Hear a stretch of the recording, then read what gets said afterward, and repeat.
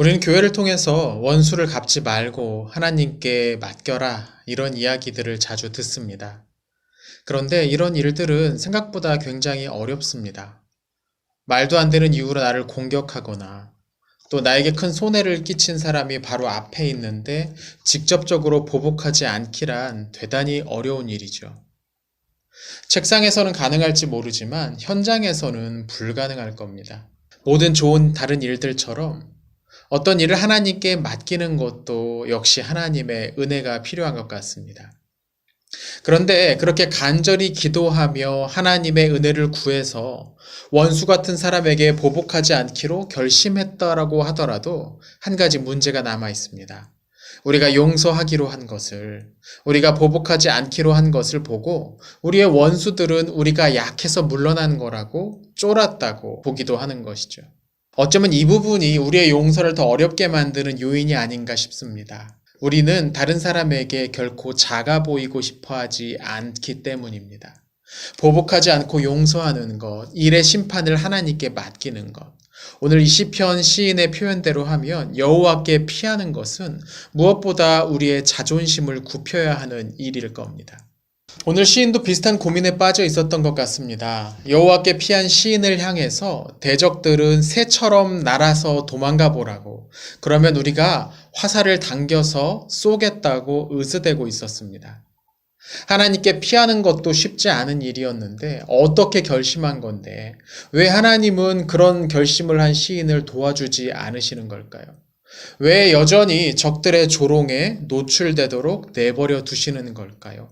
시인의 마음은 마치 터가 무너진 것 같은 불안감에 휩싸여 있었습니다.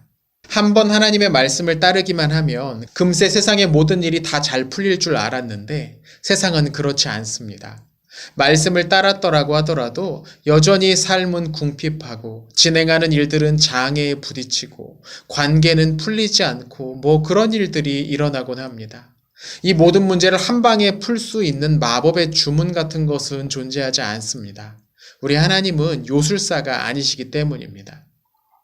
시인은 그러면 어떻게 이 어려운 상황을 풀어갔을까요?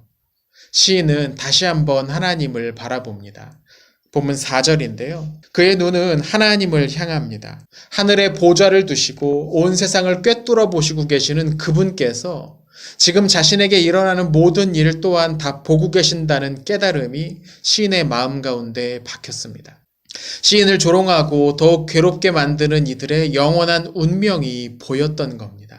지금은 다 이긴 것처럼 으스대고 있지만 그들의 머리 위로 마치 소돔성처럼 불과 유황이 비오듯 쏟아지게 될 것이었습니다. 이 괴로운 상황 속에서 시인은 다시 한번 하나님께 피하는 것이 옳음을 깨달았습니다. 세상의 악을 세상의 방법으로 대처하지 않는 것은 한 번의 결단을 의미하는 게 아닙니다. 한 번 하나님 말씀 들었으니까 됐지가 아니라는 말입니다. 하나님을 믿으며 사는 것은 수없이 많은 결단들과 순종들을 의미합니다.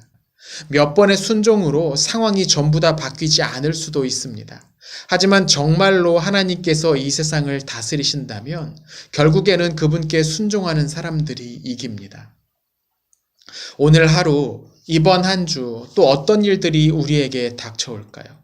어쩌면 하나님께서 오늘 이 말씀으로 우리의 하루를 또 우리의 한 주를 미리 준비시켜 주고 계시는 건 아닌가라는 생각이 듭니다. 이번 한 주 당장의 큰 변화가 일어나는 것 같지 않더라도 여전히 나를 향한 대적들의 공격이 심하다고 하더라도 하나님께 피하십시오. 하늘을 바라보십시오. 하나님께서 여러분의 그 마음을 다 아십니다.